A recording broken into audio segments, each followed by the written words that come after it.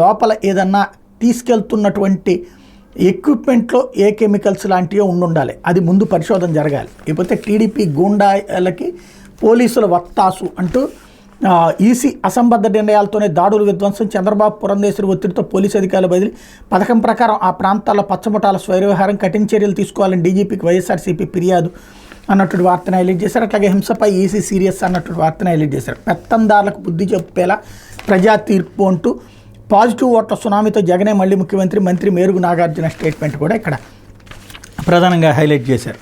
లేకపోతే వెల్లి విరిసిన మహిళా చైతన్యం, ఏపీలో పురుషుల కంటే ఓట్లు వేసిన మహిళల సంఖ్య 4.78 లక్షల అధికం, పోస్టల్ బ్యాలెట్తో కలిపి మొత్తం పోలింగ్ శాతం 81.86%, అసెంబ్లీకి అత్యధికంగా దర్శిలో 90.91%, అత్యల్పంగా తిరుపతిలో 63.62%,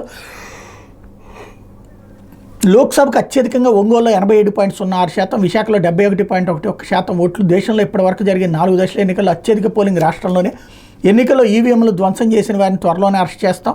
33 చోట్ల 350 స్ట్రాంగ్ రూముల్లో 3 అంచెల భద్రత నడుమ ఈవీఎంలు, హింసాత్మక ఘటనలకు పాల్పడిన వారిని 2 రోజుల్లో అరెస్ట్ చేస్తాం. ఎన్నికల తర్వాత జరిగిన హింస అదుపులోకి వచ్చింది. హింసాత్మక ఘటనలు జరిగిన ప్రాంతాల్లో ప్రత్యేక చర్యలు, 715 పోలీస్ పికెట్స్తో గొడవలకు అదుపులోకి తెచ్చాం.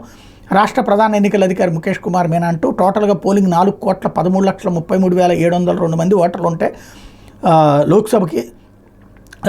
లోక్సభకు వచ్చి 3,33,40,560 మంది వేశారు.